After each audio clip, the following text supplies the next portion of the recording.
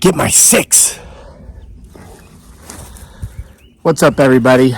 Welcome back to the most awesomest homesteading channel on planet Earth and all other planets, known or unknown.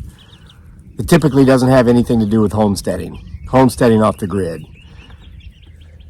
We're filming again today in front of the chicks for Charlotte Sandlin's cat Elvira, who enjoys watching the chicks on the screen. Somebody's dog out there, they sent me images of their dog that likes to watch my videos when I make them up in the woods a couple years ago. So they said the dog would start to growl every time before I'd be like feeling something creeping up behind me, so the dog could see it or sense it or something through the screen. So Charlotte Sandlin's cat Elvira, if you sense anything up here lurking around in the backdrop behind us, you make sure to let your human know, and then Charlotte, you put it in the comment section, please. So I've got quite an eclectic group of stories for you here today. We've got some ghost stories, a couple of them. We've got a tale of the mysterious chemical smelling fog that everybody seems to have forgotten all about, and one other that I've seemed to have forgotten about, but I'll be reminded when I get to it, and I'll point it out, and I'll give the author a shout out, because that's what I'm all about. Now, with no more roundabouts, let's get it out. All right, so our first story comes from Izzy. Izzy is not their real name, that's their moniker they're using here. Izzy writes, "Hi Kevin, I enjoyed the news story from Candace." Candace has sent a few stories about some experiences she had while living in a haunted house. Izzy continues, "I wanted to share that when my father died, he had a knowing without knowing experience too, but I don't think of it as a ghost story."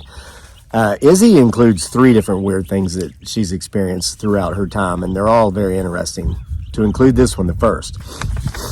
"My father suffered a burst aorta and survived open heart surgery, only later to completely lose his faculties from the plaque that broke away during the surgery and logged in his brain, causing many strokes and eventually the loss of his mind. He was living in a small private care facility, and he did not interact with anyone else there. In fact, they took his meals to his room because he would fight with the other residents at the dinner table. They also had to cover the mirrors in his room because he would see himself in the mirror and start a fight with the guy in the mirror. For about 3 months before he passed away, he quit speaking altogether. He did not utter one word to anyone. On the night he died, the caregiver came in to check on him, and he said out loud, just as clear as he could, 'I'm going to have dinner with my mother tonight.' Of course, his mother had died decades prior. My brothers and I are convinced that our grandmother knew that her son was going to die and visited him that day to tell him he was going to be with her that night. How else could one explain that?" Wow, that's pretty interesting, isn't it? Now, here's a second tale from Izzy. "Another thing I wanted to mention was numbers, as you made a statement about your birthday numbers and seeing that number over and over again." Yeah, it's like I'm always looking at my watch at 11:29. She continues, "I have a numbers thing going too and found it so odd that I researched it. During the day when I randomly check the clock, at least daily and sometimes multiple times a day, it's replicating numbers like 111, 555, 222, etc. When I did some research, I found that many people believe it's a nod from God. When you see numbers like that, because I see it so often, almost daily, it gives me comfort. Saw in the comment section from yesterday's video, there's some folks out there who have similar experiences to this as well, and that's what they believe. They believe it's a God nod." Izzy continues, "There's another very odd thing that happens to me that I've never known." This is really creepy. This is interesting. Listen to this. "I've never known anyone else to speak about, and that is this. Street lights go out when I drive or walk under them. I was noticing this so often that it was starting to give me the creeps. I was telling my mother about this, and she thought I was just being dramatic or making it up for attention. We were on vacation and on our way out for dinner, and just as soon as we left the front door of the hotel, all the street lights in the parking lot went out. My mother was so spooked, she jumped on my arm. All I could think to say was, 'I told you.' I also experience a vast array of coincidences, regularly, too many to even tell stories about. Suffice it to say, my mother jokingly says that I am a witch, or that I witch things. I think all of this is somehow related, and I think it is connected through spirits, or a spirit, or God, not sure which. Thanks, Izzy. Again, this is an alias, not my real name, so it's safe if you choose to use it. Thank you, Izzy, for those stories. Folks, if you have a story that you'd like to share with our audience, you can email it to the channel. The email address is crazylake@mail.com. If you want us to use your name, give us permission to do so, and you must give us permission to use your story. If you wish to remain anonymous, let us know, and we will keep you anonymous. Nope, not this one. This is from Pam down North Carolina. And this is something that so many people just seem not to be talking about anymore. I guess it's this channel and a couple of other channels you guys have mentioned in the comment section are still talking about it. Everybody else seems to just have either accepted it or like it's become part of daily life, or I don't know, for some reason they're mum. But here we go, from Pam down North Carolina. Hey there, Kevin. Hope you're doing well today and enjoying your new chicks. Yes. Look at them scratching around down there like they're supposed to do. That's so frustrating about chickens, for those of you who have ever raised them. You know this. You put in fresh water, fresh food, they run to it, they drink, they eat, and then they scratch all the wood shavings up into it and block it up to where it's inaccessible after that. I told Dearly she was putting too many shavings in there, but she wanted them to have a soft grounding. Yeah, other than having to clean out their water every 10 minutes because they're idiots. We're enjoying them. All right, she continues. I have a fog update. I went to the gym around 4:45 p.m. Good for you, for one thing. I had a quick workout. Good for you. And upon leaving the gym less than an hour later, I exited to fog everywhere. It smelled like chemicals. My drive home is about 15 minutes. It appeared to be mostly in the top of the trees, but definitely descending. I don't see how it could be a house fire that quickly and absolutely everywhere for miles. But I guess you never know. This is the first time I have smelled the chemical fog. By the time I arrived home, I could see it had descended to below the trees in a field. Smelled like chemicals at home too. Needless to say, I came inside quickly and will not let my dogs out until it's gone. Stay safe, Pam. So, yeah. I still sound a little under the weather. I still am nursing in recovery from having been tortured in the mouth by a couple of really beautiful dentist ladies down there at the dental clinic we now refer to as Guantanamo Bay. But a lot of folks that have talked about this fog and had seen the orbs and the drones over the winter have talked about an increase in illness. We had our first practice for spring flag football yesterday, and it went really well. We have 13 kids on the team. There are only 2 new kids that we didn't know, me and the other coaches, because we've been coaching some of these same kids like almost since they were in diapers. Got a new assistant coach. It's wonderful. The father of a wonderful young man that's we've been involved with for years has finally decided to step in and help as an assistant. He and his wife have both helped with administrative stuff in the past with some of our teams, run concession stands, set up money raisers. This father's finally decided to step on the field, and that makes me so happy. He's a great guy. His kid's a great guy. Go figure. Great people have great children. This is something I can't stress enough. So many people want to get their kids involved with youth sports because they view it as it's good. It's a good way for them to have an activity, get them out of the house, get them away from the gadgets. All that's wonderful. But I'm telling you, as a parent coach, as somebody that's been a parent coach for 8 years now, this time around, coached a lot in the past too, there's not enough emphasis placed on that situation of being out there. I told the guy yesterday, our new assistant coach, he was talking about, well, I'm going to be here anyway. I understand the sport. I know the kids. I know you guys. I may as well get involved. And I said, yeah, but the most awesome part about it is that when your son and when our sons are old like us, they'll always be able to look back and they'll always remember us being there, rather than having mom rush them, drop them off at practice 5 minutes late, show up 20 minutes late to pick them up, that kind of garbage, because we're in our office, chasing the dollar. We're spending our time where it's best spent, and that's with our child. And that is priceless. folks who grew up that didn't have that experience, you look back, you don't know what the old man was doing in the office. You don't know what dad or mom was doing down there at the job. But when they were there with you and they were involved, it's just priceless. All right. My point to all that, I have a tendency to ramble, as you know. That guy was a little bit under the weather. Now, listen, he's probably 10 years younger than me, probably healthier than me, despite my best efforts. But he mentioned that him and his family have all been like sick or not well all winter, and they're still coming out of it. And this is a healthy family. They're all active. They all work out. None of them are even close to overweight, let alone obese. They look like athletes because they pretty much all are, even though the parents are in their 40s, still work out all the time. But they've been sick as well. And how much of it has to do with this fog? The very fog that smells like chemicals that unalived the previous residents of this little birdhouse. You know what I'm saying? Oh, by the way, you like my hoodie?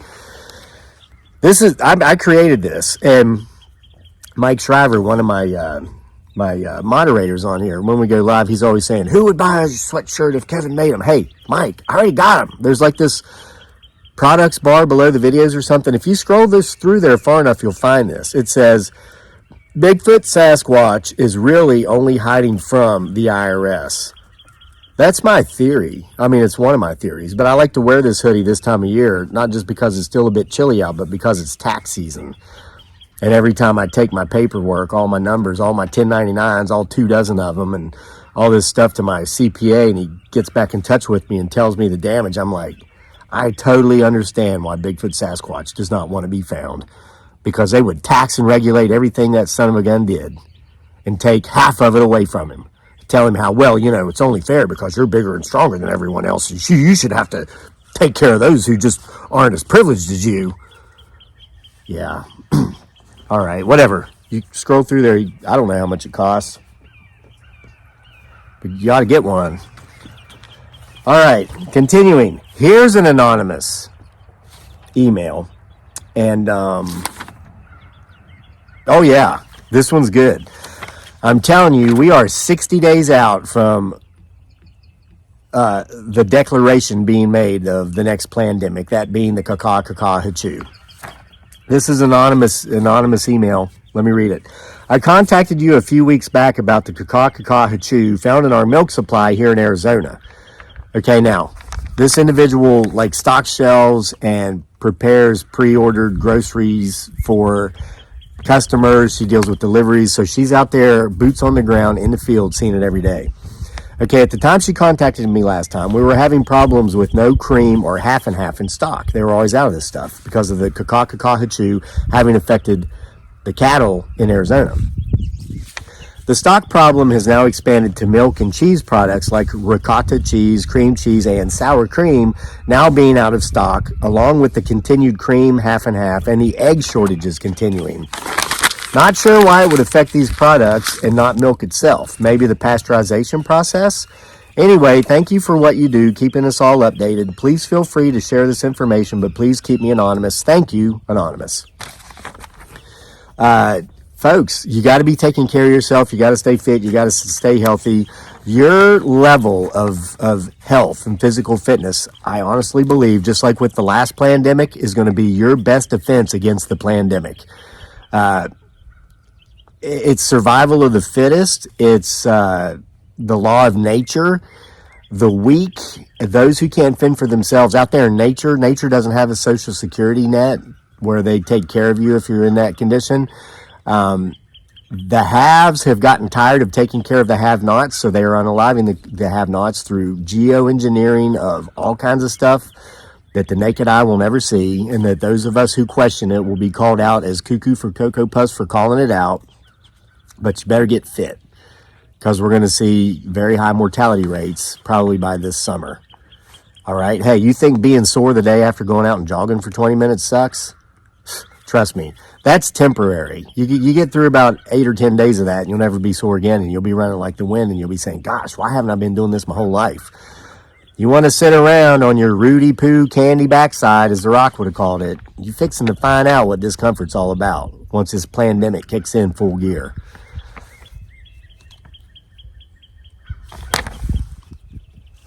It's comfortable. It's very comfortable hoodie, and it comes in multiple colors. Continuing. Here's a really cool ghost story from Robin in Colorado. Robin in Colorado writes, after I blow my honker here.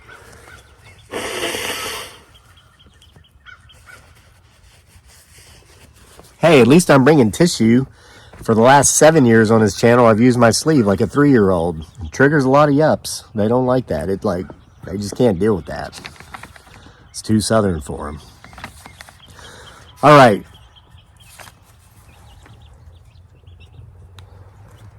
What was that? Sounded like a howl, didn't it?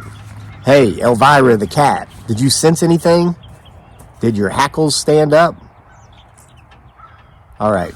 Robin writes, hey, Kevin, we're loving watching you on YouTube, and I always love, especially hearing about people's hauntings and ghost stories, because I am a total believer. I have a good one of my own to tell. Here goes. In 1993, the day before my oldest son's 3rd birthday, I took him to my parents' home, my childhood home, so that I could go birthday present shopping.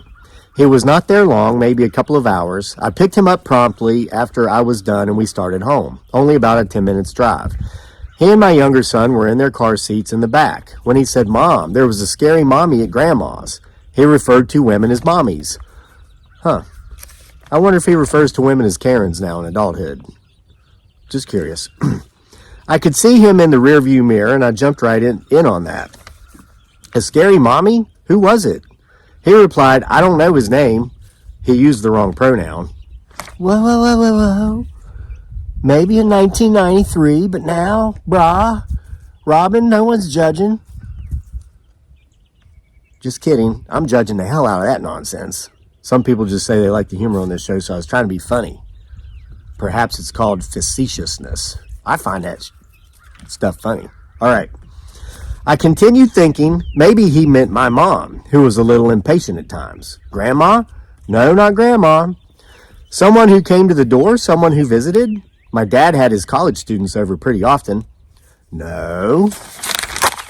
Then I started naming off some of the neighbors who might have stopped by. Was it Toby? Nope. Joyce? Nope. Betsy? Nope.